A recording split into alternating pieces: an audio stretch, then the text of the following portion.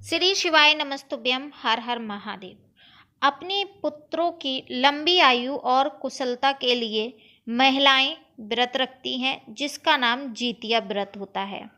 जीतिया व्रत महिलाएं निर्जला रखती हैं, यानी कि इस व्रत में अन्न और जल भी ग्रहण नहीं किया जाता। यह व्रत जो है बहुत कठोर होता है। छठ व्रत की तरह ही ये पर्व भी 3 दिन तक मनाया जाता है, लेकिन इस पर्व का सबसे मुख्य दिन होता है अश्विन कृष्ण पक्ष की अष्टमी तिथि, जिस दिन जितिया का निर्जला व्रत रखा जाता है। इसी दिन शाम के समय जीमूत वाहन की पूजा के समय उनकी कथा सुनी जाती है। तो चलिए आज सुनते हैं जितिया की व्रत की कथा। दोस्तों, जितिया व्रत की कथा गंधर्व के राजकुमार जीमूत वाहन से जुड़ी हुई है। वृद्धावस्था में जीमूत वाहन के पिता अपना सारा राजपाट सौंपकर वानप्रस्थ आश्रम चले गए, लेकिन जीमूत को राजा बनने में कोई दिलचस्पी नहीं थी। ऐसे में वह अपने साम्राज्य को अपने भाइयों को देकर अपने पिता की सेवा करने के लिए जंगल में चले गए। जंगल में मलयवती नामक एक राजकन्या से उनका विवाह हो जाता है। एक दिन जंगल में जीमूत वाहन को एक बूढ़ी महिला रोती नजर आती है। जीमूत वाहन उस महिला से उसके रोने का कारण पूछते हैं। तब वो बताती है कि मैं नाग वंश की स्त्री हूँ और मेरा एक ही बेटा है, जिसके बिना अपने जीवन की कल्पना भी नहीं कर सकती हूँ। और नागों ने पक्षियों के राजा गरुण को रोजाना खाने के लिए नाग सौंपने की प्रतिज्ञा दे रखी है। रोजाना दिए जाने वाली बलि के क्रम में आज मेरे बेटे शंखचूड़ की बारी है। तब जीमूत वाहन ने महिला से कहा कि आप घबराइए मत, मैं आपके बेटे की अवश्य रक्षा करूंगा।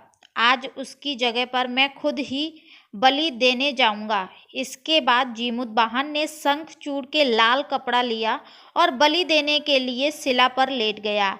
इसके बाद जब गरुण आए तो वो लाल ढके कपड़े से जीमूत वाहन को दबाकर पहाड़ की ऊंचाई पर ले गए। अपनी चोंच में दबे जीव को रोता देख गरुण हैरान हो गए। तब गरुण ने जीमूत वाहन से पूछा कि आप कौन हैं। जीमूत वाहन ने उन्हें सारी बात बता दी। गरुण जीमूत वाहन की बहादुरी से बेहद प्रसन्न हुए और तब उन्होंने उसे जीवन दान तो दिया ही, साथ ही आगे से नागों की बलि न लेने की भी प्रतिज्ञा ली है। कहते हैं इसी के दिन बेटे की रक्षा के लिए जीमूत वाहन की पूजा करने की परंपरा शुरू हुई। दोस्तों, ये एक कथा है।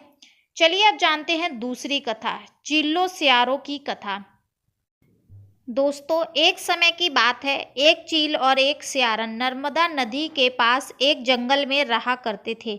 दोनों ने वहां कुछ महिलाओं को व्रत पूजन करते देखा और खुद भी ये व्रत रखने का संकल्प लिया। इस उपवास के दौरान सियारन को भूख बर्दाश्त नहीं हुई, इसलिए उसने चुपके से भोजन कर लिया। दूसरी ओर चील ने विधि विधान इस व्रत को पूरा किया। अगले दिन वो चील और सियारन दोनों राजकुमारी बनकर सगी बहनें हुई, जिससे सियारन बड़ी बहन थी और चिल्लो छोटी बहन थी। दोनों बहनों की शादी हो गई, लेकिन सियारन रानी के जो भी बच्चे होते थे वे मर जाते थे, जबकि चिल्लो के बच्चे स्वस्थ रहते थे।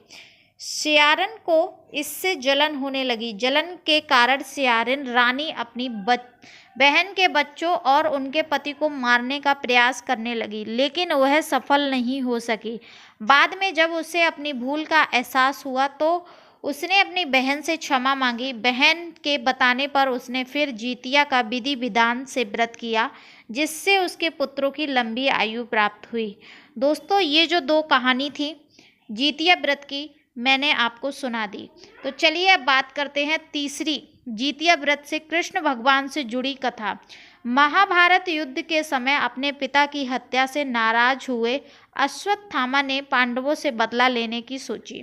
गुस्से में वह पांडवों के शिविर में घुस गए, जहां उस वक्त 5 लोग सो रहे थे। अश्वत्थामा को लगा कि यही 5 पांडव हैं और उन्होंने सोते हुए ही मार डाला, लेकिन असल में वह 5 पांडव नहीं बल्कि द्रौपदी की 5 संतानें थीं, जब अर्जुन को यह बात पता चली तो उन्होंने अश्वत्थामा को बंदी बनाकर उनकी दिव्य मणि छीन ली। इसके बाद अश्वत्थामा का गुस्सा और भी ज़्यादा बढ़ गया।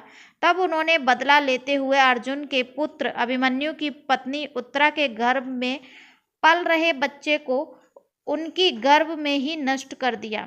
लेकिन भगवान श्री कृष्ण ने अपने पुण्य का फल उत्तरा की मृत संतान को देकर उसे फिर से जीवित कर दिया। इस तरह मरकर पुनः जीवित होने की वजह से इस बच्चे का जीवित पुत्र का रखा गया। कहते हैं उसी समय से बच्चों की लंबी आयु और उम्र की कामना करते हुए जितिया का व्रत रखे जाने की परंपरा शुरू हो गई। दोस्तों, ये 3 कथाएं जितिया व्रत से संबंधित हैं।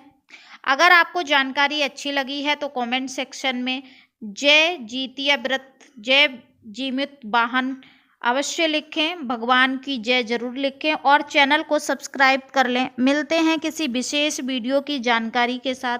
तब तक के लिए श्री शिवाय नमस्तुभ्यम। हर हर महादेव।